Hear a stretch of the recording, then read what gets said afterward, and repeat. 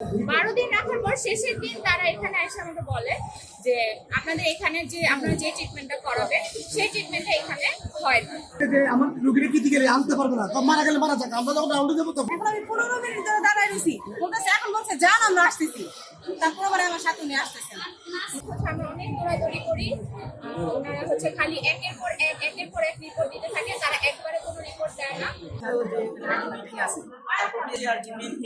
তাদের বিহেভিয়ার এত মানুষকে ভোগান্তি করায় যে মানুষ একবার যদি এখানে আসে সে দ্বিতীয়বার আর কখনোই আসতে যাবে না এই হাসপাতালে। আমাদের এর আগে আসছি, আমরা যখন আসলে চেক করছি তখন রোগীর থেকে জানতে চাইছি, তখন তারা বলছে যে আমাদের কাউকে নর্মাল, আমার আম্মুর হচ্ছে হার্নিয়ার জন্য আমি এখানে অপারেশন করতে আসি, পরে হচ্ছে আনফরচুনেটলি হচ্ছে কিডনিতে পাথর পড়ে। তো এর মধ্যে হচ্ছে আমরা অনেক দৌড়াদৌড়ি করি, ওনারা হচ্ছে খালি একের পর এক রিপোর্ট দিতে থাকে, তারা একবারে কোনো রিপোর্ট দেয় না। তারপর হচ্ছে যখন আমাদের লিটারালি 12 দিন তারা ভোগায়, 12 দিন এখানে রাখে, 12 দিন রাখার পর শেষের দিন তারা এখানে এসে আমাকে বলে যে আপনাদের এখানে যে আপনারা যে ট্রিটমেন্টটা করাবে সেই ট্রিটমেন্টটা এখানে হয় না।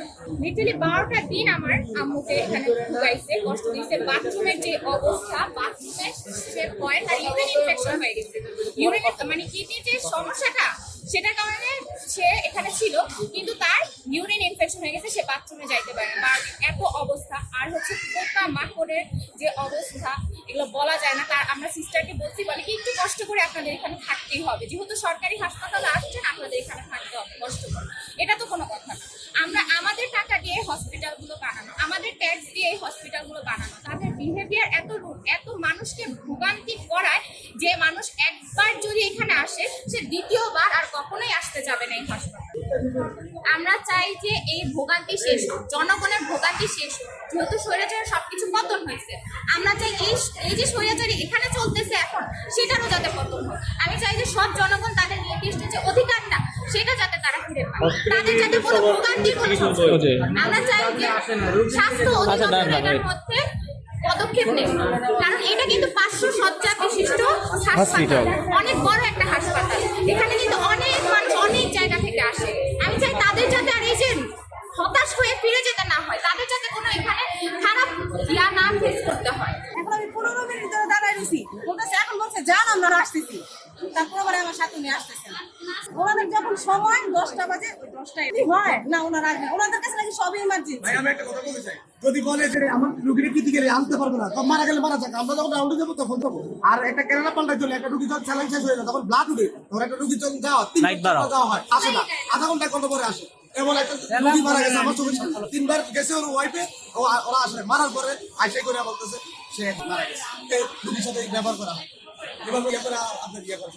টিউমার হয়েছে, বড় একটা অপারেশন হয়েছে, ওনার একটা স্যালাইন 3 ঘন্টা মানে শেষ হয়, 1-1.5 ঘন্টা যদি শেষ হয়, ওনারা 3 ঘন্টা দিয়ে রাখে। তো যাই হোক, তো স্যালাইনটা যেহেতু লো টাইম দেয়, তাহলে উনি যদি 9টা বাজে লাগায় তাহলে 11টা বাজে শেষ হয়ে যায় না।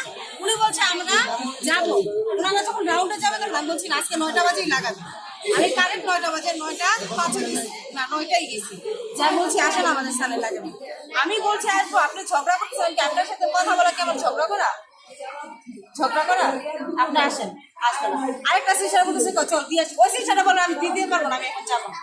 এখন কি আমাদের এর আগে আসছি, আমরা যখন আসলে চেক করছি তখন রোগীর থেকে জানতে চাইছি, তখন তারা বলছে যে আমাদের কাউকে নর্মাল স্যালাইন দেওয়া হয় না, মানে আমাদের বাহির থেকে কিনতে হয়, হসপিটাল থেকে দেওয়া। যেমন আজকে আমি সকালবেলা যাই বলতে 2টা স্যালাইন দিচ্ছে আমার আম্মার, কোনো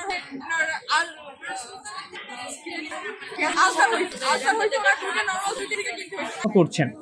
কারণ এই হসপিটাল হচ্ছে সরকারি হসপিটাল, এটা সাধারণ জনের হসপিটাল, সাধারণ জনগণের টাকা দিয়ে চালানো হয়, করা হয়।